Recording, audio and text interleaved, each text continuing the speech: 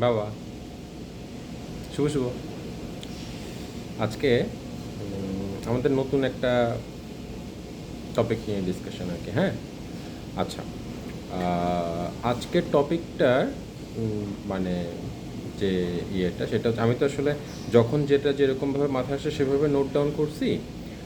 এরপর যেটা দেখা গেল কি, যে আমি এরপরে সেগ্রিগেট করে দেখলাম যেগুলো আসলে মানে কয়েকটা ভাগে ভাগ করা যায় আর কি। হ্যাঁ, তো আমাদের টাইম নিয়ে ডিসকাশন হয়ে গেছে।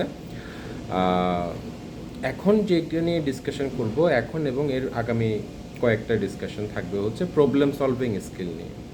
অর্থাৎ এটা এমন না যে আমি জিনিসটাকে মানে প্রবলেম সলভিং কিভাবে করব এটা ভেবে আমার জিনিসটা তৈরি করা, ব্যাপারটা এরকম না। ব্যাপারটা হচ্ছে এক এক সময় এক একটা জিনিস মাথায় আসছে, আমি নোট করছি, সবগুলো নোট একসাথে যখন আমি করতে গেলাম, মানে দেখলাম, তখন দেখা যাচ্ছে যে এই নোটগুলোর মধ্যে বেশ কিছু কয়েকটা ক্যাটাগরি হিসেবে ভাগ করা যায়। হ্যাঁ, তার মধ্যে একটা ক্যাটাগরি মানে টাইম নিয়ে গেছে, তারপরে হচ্ছে এরকম আরও কয়েকটা আছে ধরো। তো এর মধ্যে একটা হচ্ছে প্রবলেম সলভিং স্কিল, ঠিক আছে।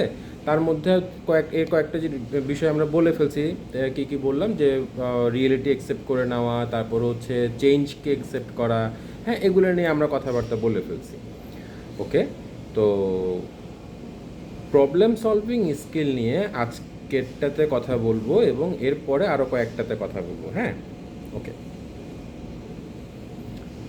প্রবলেম সলভিং স্কিলে যেটা মানে আসলো আর কি, অ্যাকচুয়ালি এটা খুব সম্ভবত 6 নাম্বার, মানে আমার যে সেলফ ফিলোসফি বলো বা যেটাই বলো, 6 নাম্বার নোটে এই জিনিসটা আছে। আমি কি লিখলাম এখানে একটু পড়ি, যে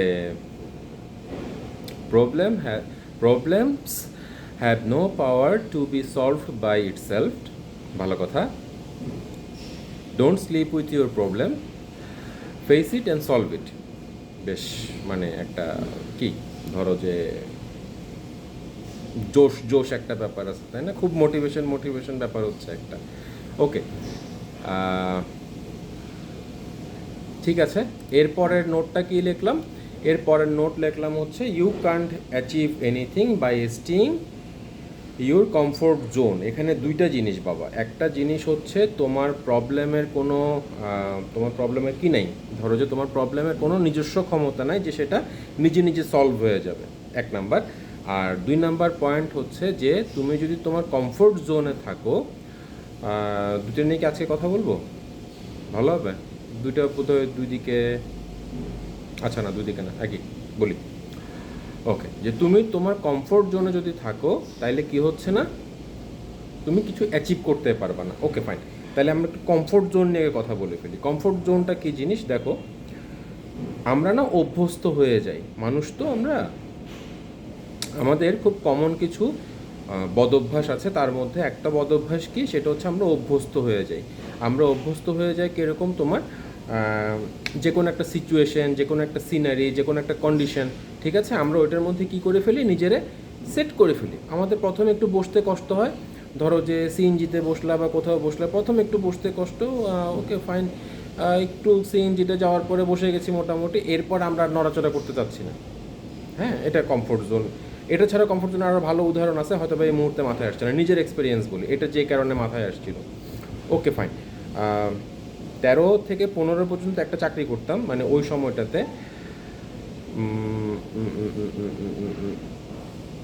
দেখা গেল কি, নতুন যে চ্যালেঞ্জগুলো মানে ওই সময় ফেস করতেছিলাম বা ওই সময় আসতেছিল, ওই চ্যালেঞ্জগুলো ঠিক নিতে পারতেছিলাম না। আমি আমার কমফোর্ট জোনের বাইরে যেতে চাচ্ছিলাম না, ঠিক আছে। আমি যদি আমার বর্তমান চাকরির কথাটাও বলি, আমি আমার বর্তমান চাকরির কথাতেও এই জিনিসটা একইভাবে আসবে। সেটা হচ্ছে আমার কমফোর্ট জোন থেকে যদি আমি বের না হইতাম, তাহলে আমি এই জবটা আমি কন্টিনিউ করতে পারতাম না, ঠিক আছে। এই জবে প্রচুর চ্যালেঞ্জ আসছে, যা চাই নাই বা যা আসলে অস্বস্তি দিচ্ছিল, এই ধরনের সিচুয়েশান আসছে, বাট ফেস করতে হয়েছে এটা, ঠিক আছে। আমি যদি আমার কমফোর্ট জোনে বসে থাকতাম, তাহলে আমি এই জবটাও কি করতে পারতাম না, কন্টিনিউ করতে পারতাম না। কমফোর্ট জোনটা হচ্ছে এমন একটা মিথ্যা, মানে তোমারে কী দিবে, কমফোর্ট দিবে, যে না আমি মনে হয় ঠিকই আছি এখানে, আমি বোধহয় ওকে, আই ফিল ওকে, ব্যাপারটা ঠিক এরকম না। তুমি কমফোর্ট জোনের সাথে নিজের এরকম আবার এটার সাথে কনফ্লিক্ট করে ফেলো না যে কমফোর্ট জোনটা ঠিক তোমাকে লোভী হইতে বলতেছে বা তোমাকে অস্থির হইতে বলতেছে, ব্যাপারটা এরকম না। ব্যাপারটা হচ্ছে যে কেমনে বলবো, কমফোর্ট জোনের ভালো উদাহরণ কী হতে পারে, তুমি প্রাইমারি স্কুলে পড়তে পড়তে না, প্রাইমারি স্কুলের বারান্দা, প্রাইমারি স্কুলের ক্লাসরুম, প্রাইমারি স্কুলের টিচার সবাইরে তোমার এতই ভালো লাগতেছে, না তুমি প্রাইমারি স্কুলেই থাকবা, হাই স্কুলে আর তুমি যাবা না। প্রাইমারি স্কুলের ওই কমফোর্ট জোন থেকে বের হইতে না পারো, শিক্ষাগত যোগ্যতা বা ওই জ্ঞান বিজ্ঞান সব কিছু হচ্ছে ক্লাস 5 স্ট্যান্ডার্ড পর্যন্ত থাকবে। ক্লিয়ার? তোমারে হাই স্কুলের চ্যালেঞ্জটা নিতে হবে। ওই হাই স্কুলের চ্যালেঞ্জ তুমি নিলেই তো তোমার 6 to 10 জার্নি। হাই স্কুলের চ্যালেঞ্জের পরে তুমি যদি এর পরের স্টেপের চ্যালেঞ্জটা নিতে না চাও, ওই তোমার জ্ঞান বা তোমার আইডিয়া সব কিছু থাকবে কোথায় পর্যন্ত, ওই হাই স্কুল পর্যন্ত। তোমার আর কলেজের জ্ঞানের দরকার মানে তুমি পাবা না ওই জিনিসটা। কলেজের জ্ঞানটা নিতে গেলে তোমার কী করতে হবে, কলেজের হাই স্কুলের কমফোর্ট জোন থেকে বেরোয় কলেজের মানে কলেজের জোনটাতে যাইতে হবে তোমার। একটা সময় তোমার কলেজের জোনটা তোমার কমফোর্ট জোন হয়ে যাবে, কলেজটাও কমফোর্ট জোনের ভেতরে আসবে, এরপর ওইটারও ভাঙতে হবে তোমার, নিয়মিত ভাঙতে হবে। ভাঙা করা লাইফের পার্ট বাবা। নিজেরে ভাঙবা, নিজেরে নতুন চ্যালেঞ্জ দিবা, ওই চ্যালেঞ্জ ওভারকাম করে করে যাবা। ওই মানে ইয়া হয়ে যায় না, আচ্ছা ঠিক আছে ওকে ফাইন, আমি এতটুকুতে হ্যাপি হওয়ার বা কি বলবো এটারে, ওকে ফাইন যতটুকু কামাচ্ছি ওকে, এটার একটা লেভেল আছে বাবা।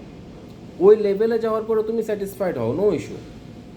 কিন্তু এর আগ পর্যন্ত তুমি যেন একটা চ্যালেঞ্জ তোমার ফেস করতে হবে, এটারে তুমি ইয়া দিয়ে ঢেকে দিও না, না আমি 5 টাকাতেই হ্যাপি আছি, ঠিক আছে, ওই এই জিনিসটাতে তুমি তারা ঢেকে দিও না। ব্যাপারটা বুঝতে পারতেছি? তোমাকে চ্যালেঞ্জটা নিতে হবে, চ্যালেঞ্জটা নাও। তুমি তোমার কমফোর্ট জোন থেকে বের হয়ে চ্যালেঞ্জ নিবা। এই চ্যালেঞ্জটা যদি না নাও, এক সময় তুমি মানে দেখবা যে আসলে আর ঠিক খাপ খাওয়াইতে পারতেছো না, তুমি একটা পর্যায়ে গিয়ে না তুমি বাতিলের তালিকায় চলে যাবে। এটা একটা কমফোর্ট জোনটা হচ্ছে এরকম, এটা খুব খারাপ জিনিস, কমফোর্ট জোনে থাকো না কখনো। আর প্রবলেমের যে ব্যাপারটা বললাম যে তুমি তোমার প্রবলেমের আসলে কোনো ক্ষমতা না যে সেটা নিজে নিজে ঠিক হয়ে যাবে, নিজে নিজে একটা সলিউশন হয়ে যাবে। তোমার প্রবলেম ফেস করতে হবে, তোমার প্রবলেমের সলিউশন করতে হবে। এই জিনিস কখন আসছিল মাথায় জানো? তোমার মারে বিয়ে করার সময়। যাক, সেটা অনেক লম্বা গল্প। তো আমার কাছে মনে হচ্ছিল যে এই যে জিনিসটা নিয়ে যে আমি আসলে বসে আছি, এটা তো বসে থাকলে হবে না, এটা তো সামহাও এটা একটা জায়গায় প্লেস করতে হবে। আমি যদি এটার একটা জায়গায় প্লেস না করি, কারো কাছে না বলি যে হ্যাঁ আমি এই জিনিসটা করতে চাচ্ছি, এই ঘটনাটা আমি করতে চাচ্ছি, এটা তো তাহলে সলিউশন আসবে না। আমি মনে মনে ভেবেই নিলাম যে সব ঠিক হয়ে যাবে, সব ঠিক হয়ে যাবে, সব ঠিক হয়ে যাবে। ওকে ফাইন, সব ঠিক হয়ে যাবে, এটা ভাবাটা দোষের কিছু না। বাট সব ঠিকই হয়ে যাবে এটাই ভেবে যদি তুমি বসে থাকো, তোমার প্রবলেম তো আসলে হাঁটি হাঁটি পাপা করে সলিউশনের দিকে যাবে না বাবা। ব্যাপারটা বুঝতে পারতেছি?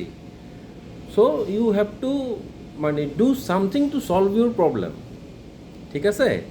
একটু কষ্টকর হবে এটা, ওই নিজের কমফোর্ট জোন থেকে বের হয়ে আসতে হবে। তুমি তোমার কমফোর্ট জোনে বসে থাকবা এবং তোমার প্রবলেমগুলো নিজে সলিউশন হয়ে চলে আসবে তোমার কাছে। লাইফটা ঠিক এরকম না আর কি। হ্যাঁ, তোমার কিছুটা প্যারা নিতে হবে, এখানে কিছু করার নাই। তো first of all problem face করো। প্রবলেমটা না আসলে বাবা কীরকম, প্রবলেম ভয় পাও না। এটা নিয়ে আরেকটা টপিকে সামনে বলবো। এটা কি আমাদের ইয়েতে আছে? হ্যাঁ আছে, প্রবলেম সলভিং স্কিলের মধ্যেই আছে। আমি এটা নিয়ে তোমার এর পরের ভিডিও বা তারপরের ভিডিওতে বলবো, পরের ডিসকাশনগুলোতে বলবো যে মানে তুমি প্রবলেমটারে ভয় পাও না বাবা।